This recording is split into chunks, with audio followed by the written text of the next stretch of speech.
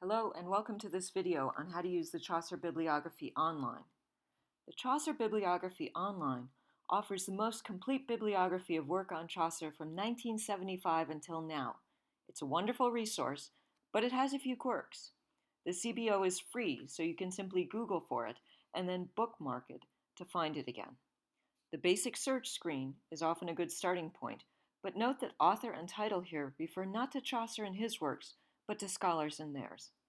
Below the search box, the page offers some useful basic tips. Leave off articles. Know that the search automatically truncates. Put last name first. Omit punctuation. This search screen is good if you're looking for a specific scholar or article and don't have the full information.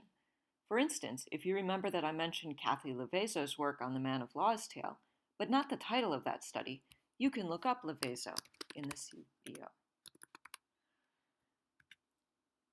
When you do, you find 3 entries. Now, you know I was talking about something she wrote, not something she edited, so we can set that aside. But did I mean Catherine Marie Levazo or Cathy? Let's look at this. Catherine Marie Levazo, Angels on the Edge of the World, The Geography of English Identity from Alfred to Chaucer. Levazo discusses Chaucer, Man of Law's Tale, so this sounds like the right person.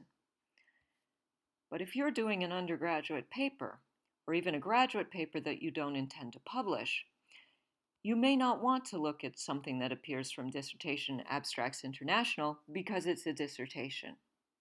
Let's see what we find on the other name.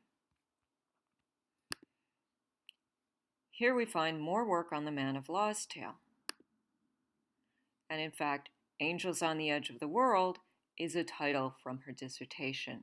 Cathy Levazo is the same person as Catherine Marie Levazo. She's just using a different form of her name. And she has published her dissertation as a book, which means it's been revised. I'm going to decide I want the revision, not the dissertation. Now, I'm going to look further and see this is a revised version, again, revised version of an essay of the same title in Studies of the Age of Chaucer. And yes, indeed, there's 2 items by the same title. If I look here, I find the summary. So I can see what this article is about before I even get my hands on it.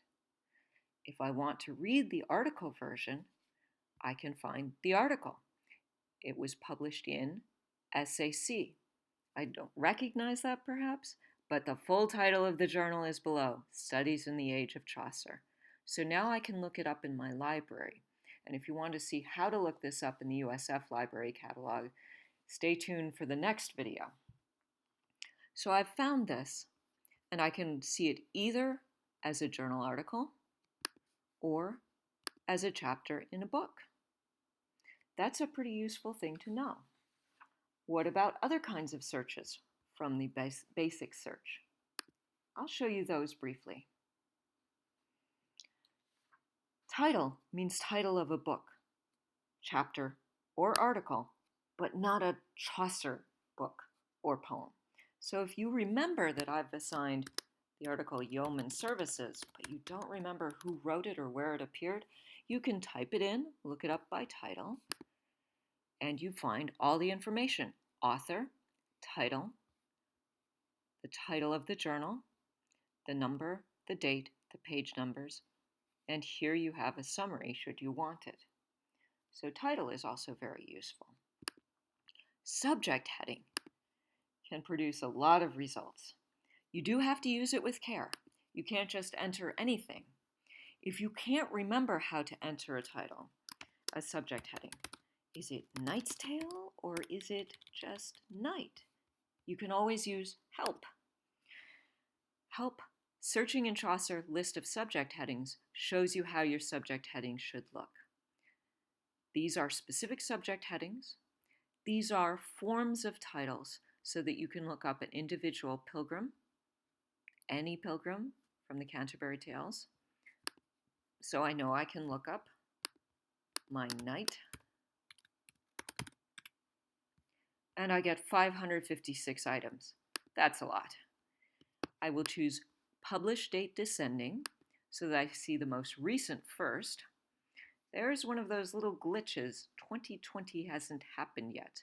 When I click on the item, it gives me the actual date, 2009. So I can get past that one. And I can see all 556 items if I want. Finally, there's one last item on the basic search, the expert keyword. You can use this if you're interested in a topic, not necessarily a particular tale. So perhaps you got interested in fortune in the Knight's Tale and want to see where else it has been studied. Expert keyword. Again, I choose publication date descending. And I see I have 86 entries. So this is a popular topic.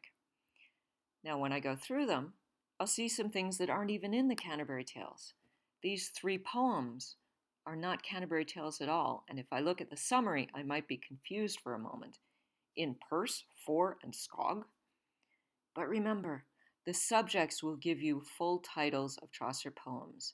So I can see Perse, Complaint of Chaucer to his Purse, Fortune, Envoy to Skogan. That concludes this introduction to the CBO. The next installment, Advanced Searching with the CBO, will show you how to cope with some more unexpected problems with the CBO and how to do advanced searches. There will be another installment for USF people who want to learn how to move easily back and forth between the CBO and the library catalog. Thank you for watching.